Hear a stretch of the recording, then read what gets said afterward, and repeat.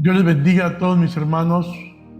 Los saludo en el nombre del Señor Jesucristo, esperando que estén lo más posible en su salud. Estoy muy agradecido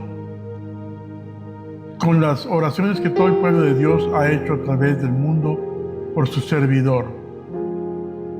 Estos mensajes que voy a empezar a disertar en la internet por medio del Espíritu Santo es para todo aquel que tiene hambre de escuchar las palabras verdaderas de Dios.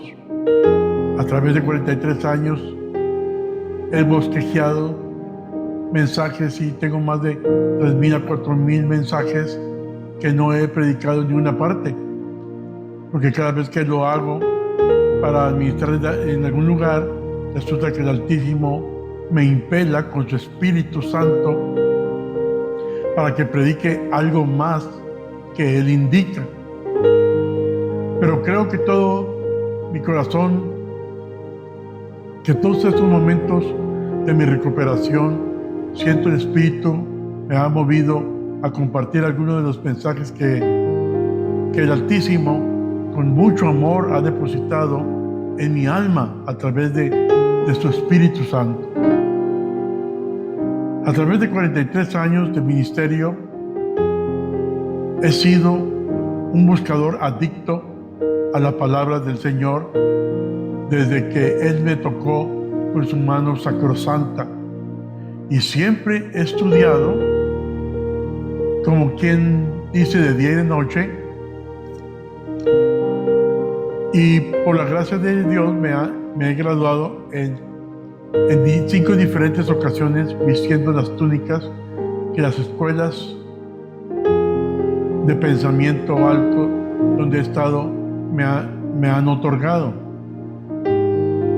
Por eso ahora he sentido ya a los 67, ya para los 68 años, que es cada día, ¿sí?, que escudriño la palabra es más profunda todavía. Las túnicas son una posición verdadera, pero realmente no se podrá llevar al cielo cuando pase a su presencia. Solamente hay una túnica que tiene el valor eterno, y esa es la túnica de la santidad, de la rectitud, todo por caminar una vida enamorada de Jesús de Nazaret. Por eso me atrevo a decir que hay túnicas que tienen mucho valor, sí, pero es algo terrenal solamente. Pero también hay túnicas que se poseen, pero están realmente vacías de valor. Por eso les voy a hablar a ustedes de algo que le he llamado en estos momentos, y voy a hablar sobre túnicas vacías. Túnicas vacías. La lectura se encuentra en Lucas 15, 22 al 24, que dice así: Mas el padre dijo a su siervo: Sacad el principal vestido y vestidle, y poned un anillo en su mano y zapatos en sus pies. Traed el becerro más grueso y matadlo, y comamos y hagamos fiesta, porque este mi hijo muerto ha revivido, y habíase perdido y es hallado. Y comenzaron a regocijarse.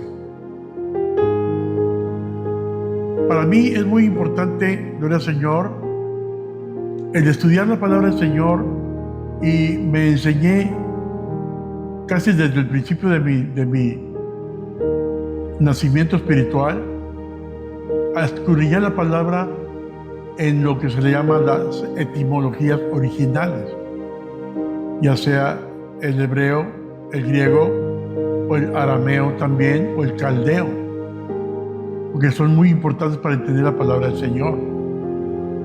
Para mí son muy importantes porque no es igual escudriñar a algún tema que alguien, modernamente hablando, se sienta nada más a escribir.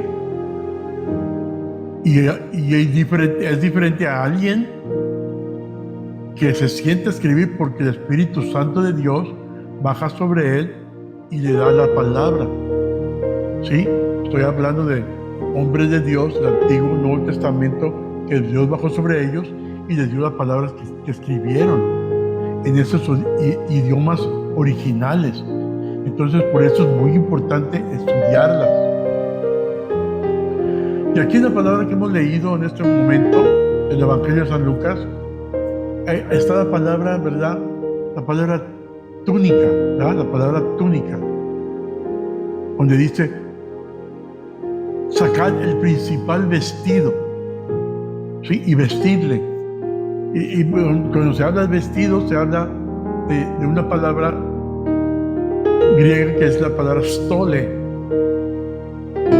o estola, ¿sí? Que quiere decir túnica larga, como una marca de dignidad. Por eso es importante. Significa una ropa larga, un vestido largo, una vestidura larga. Y esto en esos tiempos era un toque de dignidad. No como en estos días que casi andan desnudos. Y andan orgullosamente desnudos como si nada. Realmente, en verdad, andan desnudos, no solamente casi físicamente, sino que andan desnudos también delante de la presencia del Señor. Eso es lo que uno tiene que tener cuidado. Por eso para mí la casa de Dios es muy importante. La casa de Dios tiene gran significado, porque habita la presencia de Dios en la iglesia, sí, pero también en cierta forma en el tabernáculo, como existían en el Antiguo Testamento y en el templo de Jehová. Entonces uno tiene que tener cuidado cómo viste uno en la casa de Dios. Por eso mucha gente se burla de los cristianos, porque ya no hay diferencia. Ya no se ve la diferencia entre un cristiano verdadero, genuino, real, y un cristino, como dicen por allí, que nada más es un simpatizante, solamente es alguien que le agrada el evangelio y lo que tú digas, pero no son verdaderamente cristianos. Entonces muchas veces, no digo que todos, pero muchas veces así van a la casa de Dios, como que dice, desnudos completamente delante de la presencia del Señor porque no les importa nada. Por eso voy a darles una proposición muy importante con estas palabras de mensaje, y es esta, de que yo quiero simplemente dar estas palabras de Dios, porque las estadísticas más recientes están mostrando multitudes de gentes que servían a Dios, y la pandemia que estamos viviendo ahorita en estos últimos tiempos, en el año 2022, multitudes de gentes que servían a Dios hasta cierto punto, y la pandemia los ha cautivado y los ha desubicado moralmente, espiritualmente y después hasta físicamente, porque han dejado la casa de Dios. Por eso no soy muy partidario en aquella gente que dice que no, pues yo busco a Dios en mi casa, yo pongo la televisión y busco en Facebook, abro la computadora y me meto a YouTube y con eso me alimento, y yo no tengo que ir a la casa de Dios. Esa es una horrenda idiotez que se practica hoy en día, porque nuestro Señor Jesucristo, después de ser tentado en el desierto por Satanás, lo primero que hizo cuando regresó a la ciudad, lo primero que hizo fue ir a la casa de Dios. Y él era el Hijo de Dios, Dios mismo. Entonces, si hubiera querido, no hubiera ido a ninguna parte, porque acababa de vencer a Satanás, nuestro enemigo principal, y no hubiera ido a ninguna parte porque él es Dios. Pero miren, hermanos, También estas palabras son provocativas para los ministros. Yo quiero, estas palabras también las dirijo a los ministros que me van a escuchar, que solo se entretienen gozándose en alimentar y cuidar a bebés espirituales. Que realmente, si ponemos mucha atención, como debe de ser a la situación, son bebés espirituales que nunca han querido crecer, que nunca se han metido la palabra de Dios como debe de ser. Porque una cosa es creer en la palabra de Dios y leerla cada y cuando. Y otra situación más importante es escudriñar la palabra del Señor. A mí siempre me ha gustado un dicho que se utiliza, ¿verdad?, en los viejos de antes, ¿verdad?, que cuando alguien estaba lleno de piojos, por ejemplo, en su cabeza, había que buscar, sí, había que buscar, que escudriñar, había que buscar los piojos y quitarlos. Y eso es un énfasis que también se le puede dar a la palabra del Señor. Cuando estudiamos la palabra del Señor, es escarbarle, es meterse con el Señor, escarbarle, escudriñarle, para poder sacar todo lo que pueda uno para su alma, por medio del Espíritu Santo de Dios. Pero han dejado el mensaje, muchas iglesias, muchos siervos de Dios, disque de Dios, han dejado el mensaje verdaderamente de salvación, también el mensaje de arrepentimiento, y también el mensaje de santidad sobre todo, y también el mensaje del ayuno, y de lo más importante todavía, el mensaje de la oración. Y algo increíblemente importantísimo en estos tiempos pandémicos que estamos viviendo, y es el mensaje del avivamiento. Porque la mayoría de los profetas reconocidos en el mundo, no cualquier profeta, no profetitas de Facebook, no cualquier profeta, sino reconocidos, cuando dan sus disertaciones, cuando dan sus predicaciones o enseñanzas o seminarios, lo que usted diga, son hombres que siempre terminan diciendo que este país, para empezar, y el mundo entero, no va a poder vencer la pandemia que se está aterrorizando al mundo, sino simplemente si nos metemos verdaderamente con Dios en serio y provocamos al Espíritu Santo de Dios para que se manifieste y derrame el Señor su avivamiento en todas las iglesias, que podremos impactar también nuestras comunidades en las que vivimos, pero parece ser que a nadie le interesa ya eso.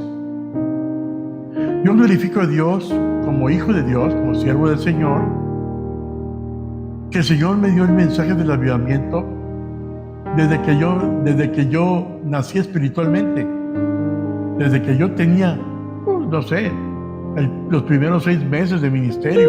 El Señor ya me está impelando con el avivamiento, y siempre he sido así, y siempre he hablado de avivamiento por estos 43 años de ministerio. No es algo nuevo para mí.